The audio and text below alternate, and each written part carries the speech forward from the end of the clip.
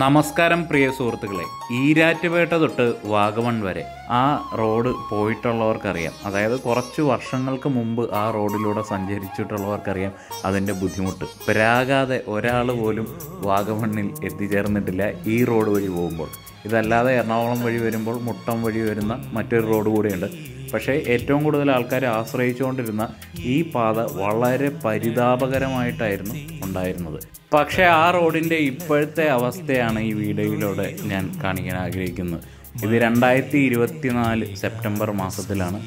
മഴയൊക്കെ പെയ്ത് നല്ല കോട പൊതിഞ്ഞ് സ്കോട്ട്ലാൻഡ് ഓഫ് ഏഷ്യ എന്നറിയപ്പെടുന്ന വാഗമൺ നല്ലൊരു മഴക്കാലത്തിന് ശേഷം പച്ച പുതച്ച് നിൽക്കുന്ന വാഗമണ്ണിൽ ഇത്രയും നല്ല റോഡിലൂടെ സഞ്ചരിക്കുന്നത് എന്തൊരു മനോഹരമായ അനുഭവമാണ്.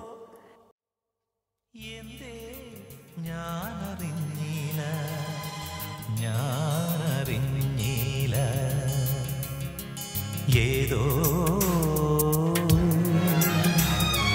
നിദ്ര തൻ പൊന്മയിൽ പീലിയിൽ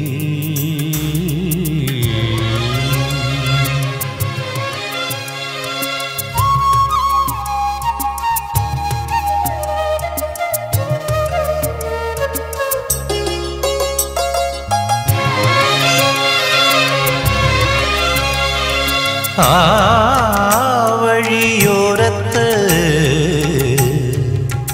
അന്നാദ്രമാം സന്ധ്യയിൽ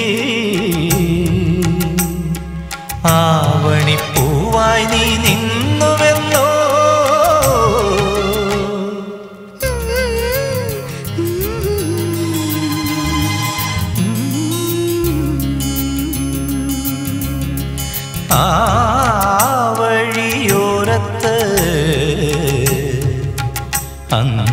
അന്നാദ്രമാം സന്ധ്യയിൽ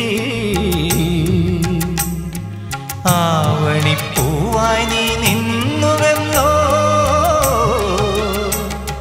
കുറുനിര തഴുകിയ കാറ്റിനോടന്നു നിൻ ഉള്ളം തുറന്നുവെന്നോ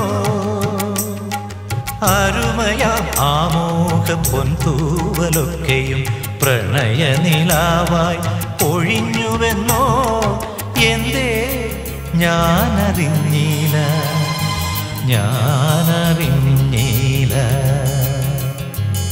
ഏതോ നിദ്ര തൻ പൊന്മയിൽ പീലിയിൽ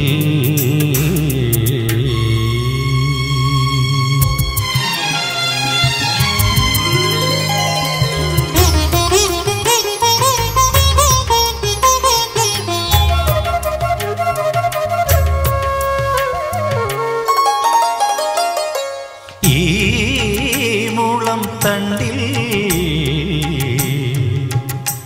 ചുരന്നൊരൻ പാട്ടുകൾ പാലാഴിയായി നെഞ്ചിൽ നിറച്ചുവെന്നോ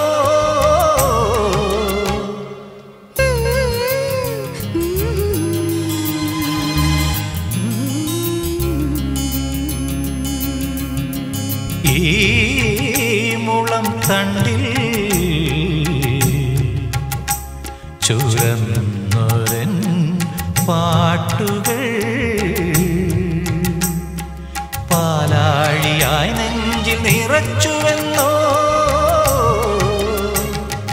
അതിലൂറും അമൃത കണങ്ങൾ കോർത്തു നീ അന്നും കാത്തിരുന്നെന്നോ അകതാരിൽ കുറുകിയ വെൺപ്രാക്കളൊക്കെയും അനുരാഗദൂതുമായി പറന്നുവെന്നോ എന്തേ ഞാനറിഞ്ഞില്ല